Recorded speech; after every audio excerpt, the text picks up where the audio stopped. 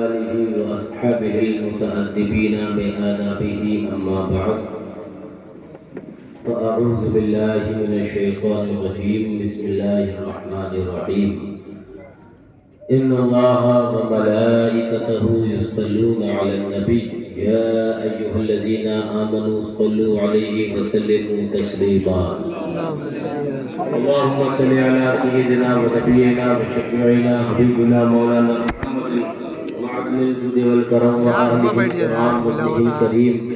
وبارك وسلم صلاة وسلاما عليك يا رسول الله يا نبي الله يا حبيب الله عليك الصلاة والسلام. ایک مرتبہ اور درود پاک پڑھیے اللہم صلی علی محمد معدن الجود والکرم وآله الكرام وبارك وسلم صلاة وسلاما عليك يا رسول الله عليك الصلاة والسلام. حصول برکت کے لیے ایک مرتبہ اور پڑھیے اللہم صلی علی سیدنا نبینا شفیعنا حبیبنا مولانا محمد معدن الجود والکرم وآله الكرام وابنه الكريم وبارك وسلم صلاة وسلام عليك يا رسول الله يا نبي الله يا حبيب الله عليك الصلاة والسلام. رات کا 1:30 بجنے کو آیا اور اس وقت میں آپ کے سامنے خطاب کیا کہ یہ کچھ بیان کرنے کے لیے بیٹھا. تھکا ہوا اتنا ہوں کہ میں 500 کلومیٹر کا بیش کا سفر کر کے آیا اور اتنا ہی گیا بھی تھا اس سے زیادہ. تو کچھ دیر مجھے بھی سماعت فرما لے. آپ نے ایک بہترین آواز کے مالک حافظ مہدی حسن صاحب حشمتی ان سے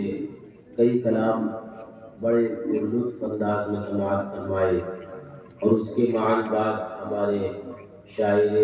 خانوادہ حشمتیہ تین بھائی سے بھی بڑے عمدہ اشعار سماعت فرمائے اور آپ سن کر جھوم رہے تھے اور میں بھی سن کر محظوظ ہو رہا تھا. ہے نا, اپنے کو تو سنانے میں بھی مزہ آتا ہے اور سننے میں بھی مزہ ہی آتا ہے نا. کوئی سنانے والا مل جائے تو اپنے تو بیٹھ کر سننے لگ جایا کرتے ہیں. کسی نے کہا چلو اچھا ہوا کام آ گئی دیوانگی اپنی, چلو اچھا ہوا کام آ گئی دیوانگی اپنی, وگرنہ غم بھرے زمانے میں سمجھانے کہاں جاتے, وگرنہ غم زمانے کو سمجھانے کہاں جاتے. یہ اداس راہ منزل یہ میری شکستہ پائی, میں تو تھک کے بیٹھ جاتا آقا تیری یاد کا میں تو تھک کے بیٹھ جاتا آقا تیری یاد کا مائی. آج ہمارا سیدنا سرکار غوث اعظم جیلانی پیران پیر دستگیر روشن ضمیر قطب عالم شاہ عالم غوث اعظم جیلانی بغدادی رضی اللہ عنہ کا عرس پاک منا رہے ہیں. سچائی یہ ہے بابو, میں یہ میری حیثیت یہ میری اوقات میں کیا بیان کر پاؤں. سرکار غوث اعظم جیلانی رضی اللہ تعالی عنہ کے مناقب و فضائل و محامد کو حقیقت یہ ہے کہ وقت کا مجدد جب اس بارگاہ میں زمزمہ خواہ ہوتا ہے تو کہتا ہے سرکار غوث اعظم رضی اللہ تعالی عنہ تجھ سے در در سے صد سے ہے مجھ کو نسبت, میری گردن میں بھی ہے دور سبحان اللہ بے شک سبحان اللہ دور کا ڈورا تیرا ہے تو بڑا دور کا ڈورا, لیکن تو سمجھتے کیا ہو وہ دور کا ڈورا اتنی طاقت رکھتا ہے کہ اس نشانی کے جو سگ ہے نہیں مارے جاتے, اس نشانی کے جو سگ ہے نہیں مارے جاتے. وہ جو دور کا ڈورا ہے غلامی غوث اعظم کا, وہ جو دور کا ڈورا ہے غلامی قادریت کا, وہ اگر گلے میں تو اس نشانی کے جو سگ ہیں نہیں مارے جاتے. اور دعا کرو کہ مولا حشر تک میرے گلے میں رہے پٹا تیرا, آمین کہو حشر تک میرے گلے میں رہے پٹا تیرا. سچائی بتاؤں نہ ہمارے کرنے کی بات ہے نہ آپ کے کرانے کی بات ہے. وہ کریموں کے در ہے, وہ مالکوں کے در ہے وہ عظمت والوں کے در ہے، وہ رفت والوں کے در ہے، وہ بڑی بڑی شانوں والوں کے در ہے۔ وہ اپنا ذکر جس سے چاہے وہ کرا لیا کرتے ہیں، جس سے چاہے اپنی محفل سجوا لیا کرتے ہیں۔ یہ تو کرم کی بات ہے کہ ان کی محفل سجائی تو وہ ہم غلاموں سے سجوا لی انہوں نے۔ یہ غلامی کا حصہ ہمیں عطا فرمایا، ہمیں اس پر ناز ہے، ہمیں اس پر ناز ہے۔ ہوا کرتا ہوگا زمانے میں کسی زمانے کو کسی اور چیز پر ناز، اپنے کو تو اس پر ناز ہے کہ غلامی غوث اعظم میں وہ حصہ ملا کہ سرکار غوث اعظم رضی اللہ عنہ کی محفل سنانے اور سنانے میں لگے بیٹھے ہیں۔ سرکار غوث اعظم رضی اللہ تعالیٰ استاد زمن برادر اعلیٰ حضرت شہنشاہ سخن رضی اللہ عنہ کے کچھ اشعار یاد آئے۔ فرماتے ہیں اسیروں کی مشکل کشا غوث اعظم، اسیروں کی مشکل کشا غوث اعظم،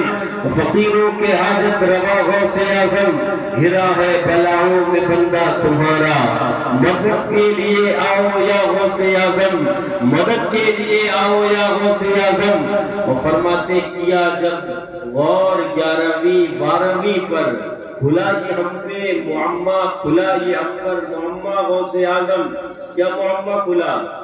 فرماتے ہیں ابھی 12ویں شریف سے فارغ ہوئے، لیجئے 11ویں شریف آ گئی،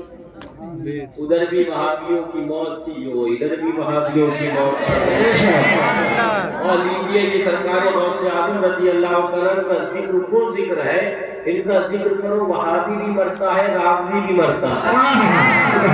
آپ خالی ذکر کریے وہ دونوں مریں گے، رافضی بھی گھٹ گھٹ کے مرے گا، وہابی بھی گھٹ گھٹ کے مرے گا۔ یہ شان غوث اعظم رضی اللہ عنہ کی ہے، یہ مرتبہ غوث اعظم رضی اللہ تعالیٰ عنہ کا ہے۔ میں کہنا چاہتا ہوں میرے اعلیٰ حضرت رضی اللہ تعالیٰ عنہ بہت پہلے کہہ گئے تھے العما قہر ہے یا غوث وہ تیکھا تیرا، العما قہر ہے یا غوث وہ تیکھا تیرا۔ سنو نافذیو، سنو ناصبیو، سنو خارجیو، سنو وہابیو، سنو دیوبندیو، سنو آج غلام اللہ اکبر غوث اعظم تمہیں للکار رہا ہے۔ سنو